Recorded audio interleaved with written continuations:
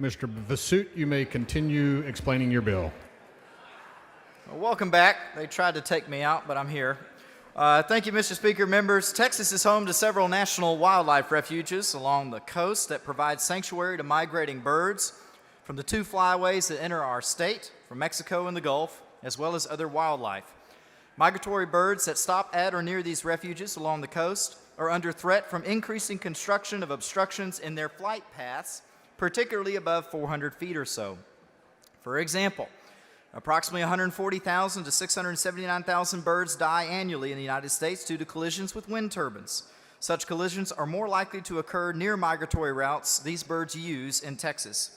While the state entrusts TPWD with protecting our state wildlife, and the department can weigh in on proposed constructions, TPWD is powerless to intervene, to stop, or even limit construction of structures near our refuges that may materially impair wildlife. House Bill 3556 is a narrow bill. It applies only in counties along the coast where our national wildlife refuges are located, where these birds are in adjacent counties. It only requires someone constructing a particularly tall structure, more than 500 feet, to give 90 days advance notice to TPWD so the department can review the project to determine if it will materially impact wildlife. The department then has limited authority within that 90-day window to seek injunctive relief to limit or stop construction if it will materially impair wildlife. In such a suit, the department will bear the burden of proof. The court will decide what injunctive relief, if any, is appropriate to limit the impact on wildlife.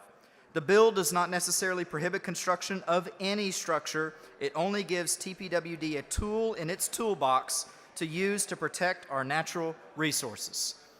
Happy to answer any questions. Mr. Speaker, Ms. Weiner, for what purpose? will the gentleman yield for some questions? Will the gentleman yield for questions? I will. The gentleman yields. Representative Vasut, does your bill effectively give Texas Parks and Wildlife the ability to shut down any structure that is over 500 feet? Not any structure that is over 500 feet.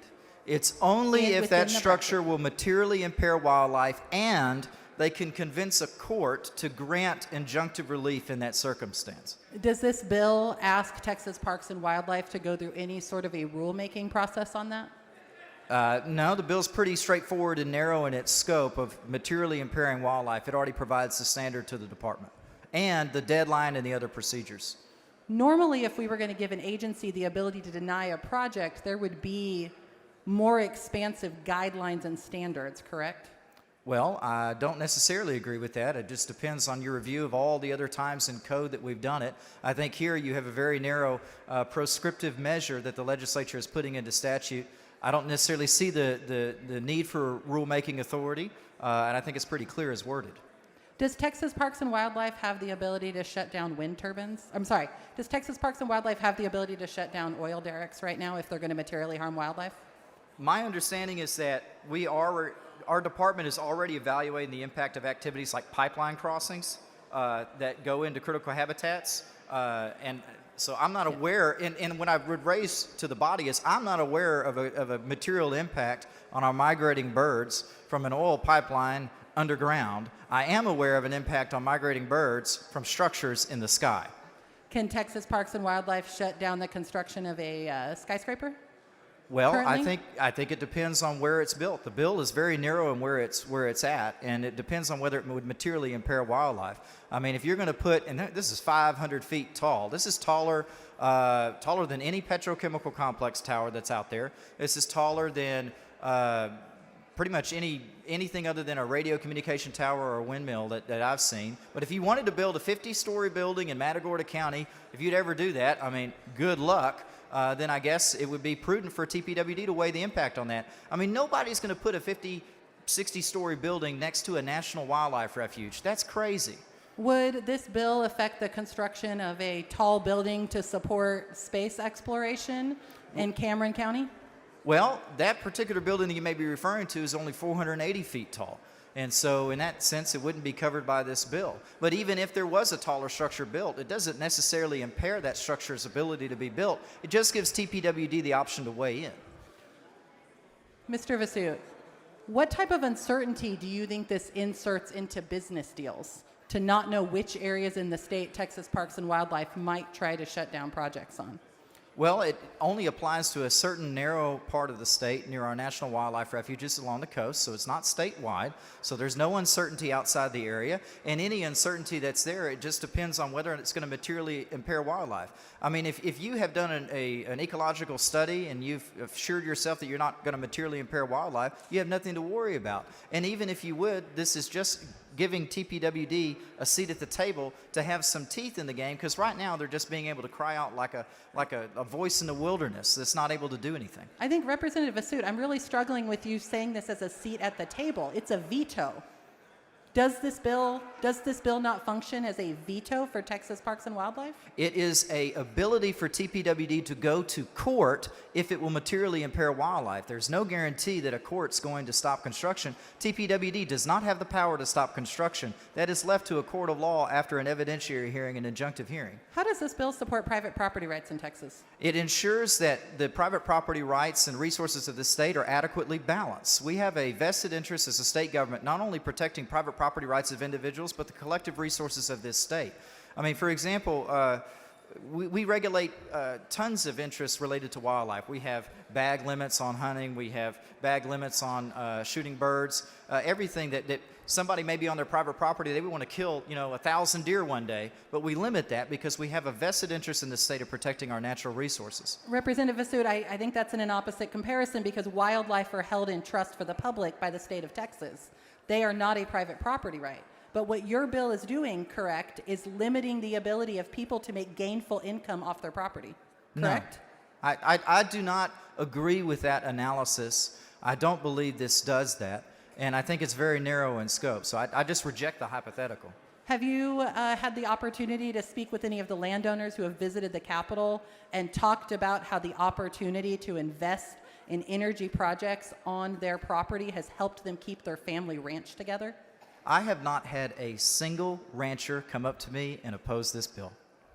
Well, Representative In Asut, fact, I've had the exact opposite. What committee did this bill go through? It went through the Great Committee of Culture, Rec, and Tourism, chaired by Representative Metcalf, a distinguished gentleman. What committee do bills related to our grid usually go through? Well, if they were going to be, relating to culture, rec, and tourism, I guess they go through culture, rec, and tourism. But if they're not going to be impacting the natural resources of the state, I guess they go through state affairs, energy resources, or heck, maybe even DOGE. I applaud you on your clever drafting, but I want to remind folks, we have dramatic needs for more energy on the grid. Are you concerned that this bill is going to increase the challenge of us meeting increased demand occurring across the state of Texas right now? No. Well, I would advise you to look further into that. Thank you for answering my Thank you question. for your questions. Mr. Speaker, Dr. Oliverson, for what purpose? does the gentleman yield for a couple of questions? Will the gentleman yield for questions? Absolutely. The gentleman yields. Representative, I appreciate you bringing this bill. Have you ever been birding? In a limited sense. I have been out with my binoculars, in the yard. My great uncle loves to bird. We have several sanctuaries in southern Brazoria County, both the National Wildlife Refuges and others, that he's an avid bird watcher, much more than me, but yes, I have done it before. So this area that you're talking about is a very unique, there are really only Yes. a handful of flyways for the entire North American continent. These birds begin their journey, they winter in the Yucatan Peninsula, they fly over the Gulf, and they're literally so exhausted by the time they reach our coast that you can go to High Island the first weekend in May and you can see over 100 different species of birds all within a couple hundred square feet of one another because they're literally landing the first available patch of land that you can see. Have you Absolutely. Well, yeah. that's why we have a lot of these national wildlife refuges along the coast, including, 2 in my area, and 1 in the area I used to represent, Big Boggy. When the birds are coming over, they're looking for landmarks, right? Right. And so as soon as they see the coast, they're landing. And, we've already had so much damage in the area from the loss of rice fields that used to provide natural habitat that these refuges are kind of like the last place that they're going to be able to be.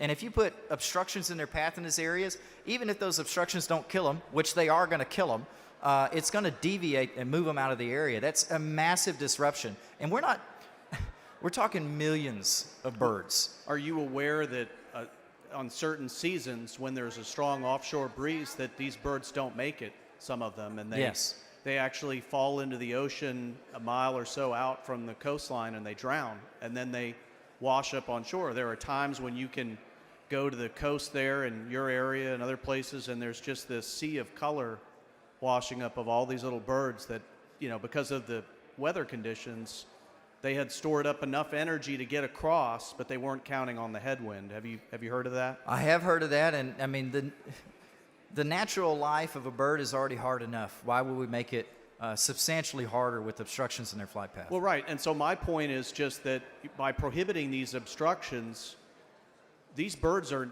you know, they have learned to fly. This is a learned behavior over generations and such.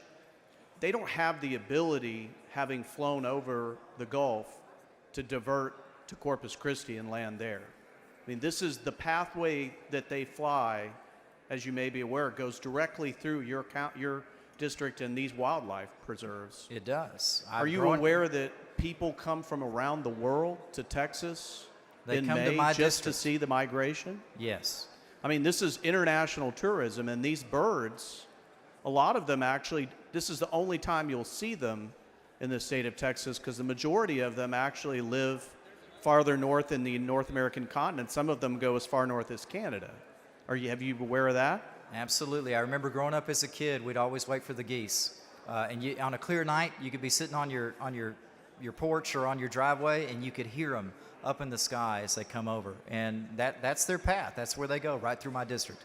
And some of the species that fly in this pathway that you're trying to protect, this is the only corridor that species of bird may actually use for migratory purposes. Correct. There's not another route, there's not another population. So if in fact we were to create an obstacle course of spinning blades for them to try to fly through after they're exhausted, you might wipe out an entire species of bird.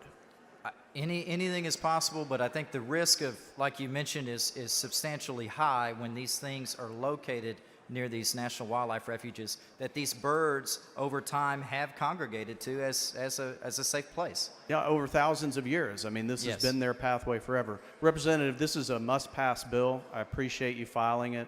Not only is this ecologically smart and protects our bird population, but this is an economic development issue for the coast as well.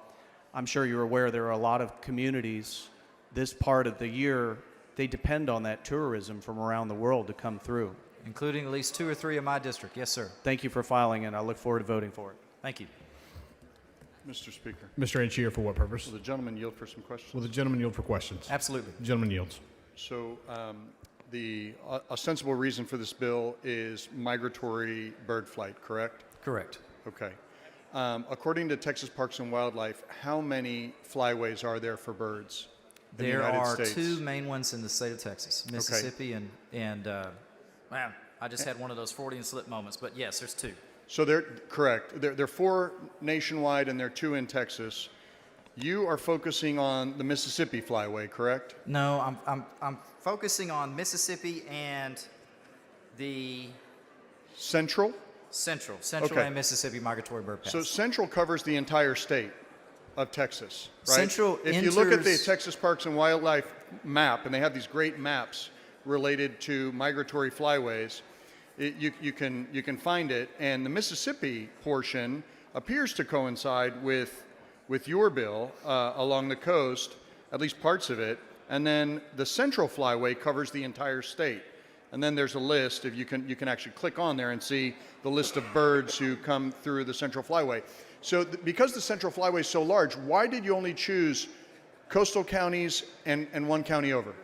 That's one, it's a good start, but 2, that's where the birds are entering Texas from the Gulf of Mexico. According to the Central map Flyway of- path flows in part from the Bay of Campeche into southern Texas. I mean, you can see it. You probably have the same map in front of you that I Yeah. do. Central Flyway, in part, comes right off of the Gulf, right off the water.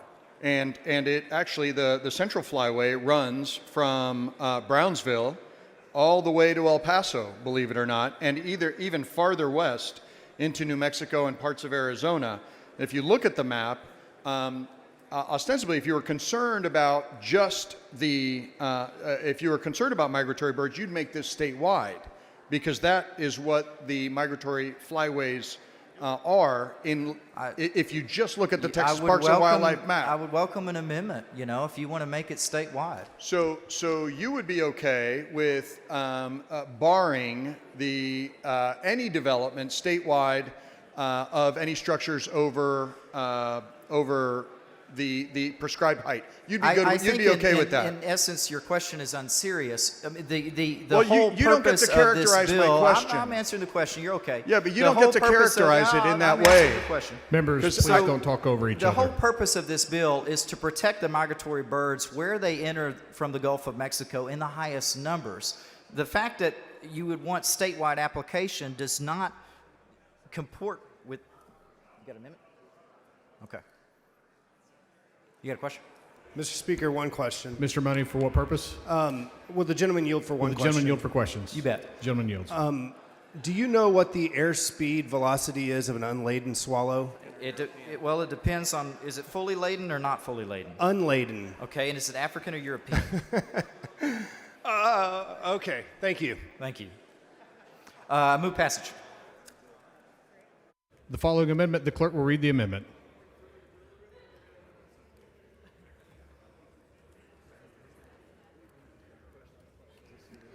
Amendment by Villalobos. The chair recognizes Ms. Villalobos to explain the amendment. This amendment would limit the bill to not include cities over 300,000 population. Move adoption. And it's acceptable to the author. Ms. Villalobos sends up an amendment. The amendment is acceptable to the author. Is there objection to the adoption of the amendment? The chair hears none. The amendment is adopted. The following amendment, the clerk will read the amendment.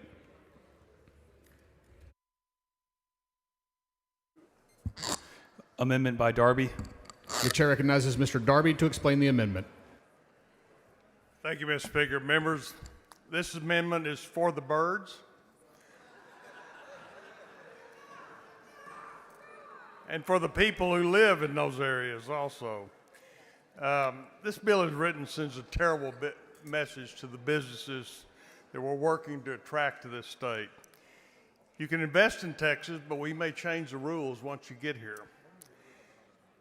Without clear, well-reasoned justification, this bill attacks this very premise. Right now, the target structure is over 500 feet, wind turbines to be sure.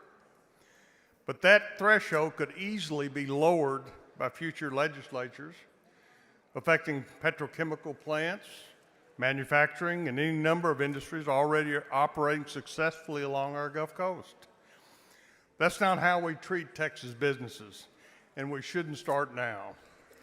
This amendment offers a reasonable middle ground by maintaining the same bracket already in the bill, removing the sweeping enforcement power that this bill gives to the Parks and Wildlife.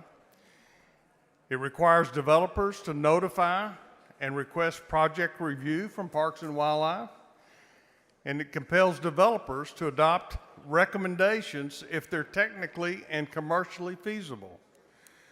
Members, this amendment strikes a balanced middle ground.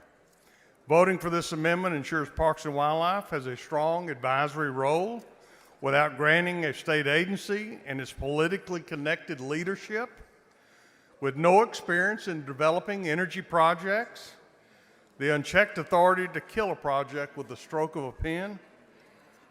With that, members, I'd move passage. The chair recognizes Mr. Vasut against the amendment. Thank you, Mr. Speaker. Members, this is the first time I'm reading this amendment, but as worded, it would functionally gut the bill, putting TPWD in a place where it can take no functional, no even remotely persuasive action even to protect birds in these areas. And on that basis, I would urge you to vote no. The chair recognizes Mr. Darby to close on the amendment. Members, let me remind you, every structure over 200 feet in the U.S. is already reviewed by the Federal Aviation Administration. Wind turbines, for their part, undergo additional review by the Department of Defense and must comply with stringent federal wildlife protections backed by severe civil and criminal penalties. This bill disregards these existing safeguards in favor of arbitrary and duplicative regulation, and I move passage. The question occurs on the adoption of the amendment. All those in favor vote aye. All those opposed vote nay. Record vote. The clerk will ring the bell. Show Mr. Oliverson voting nay. Show Mr. Metcalf voting nay. Show Mr. Anchia voting aye. Show Mr. Darby voting aye. Show Ms. Pearson voting nay. Show Mr. Canales voting aye. Show Mr. Romero voting aye. Show Speaker Phelan voting aye. Have all voted?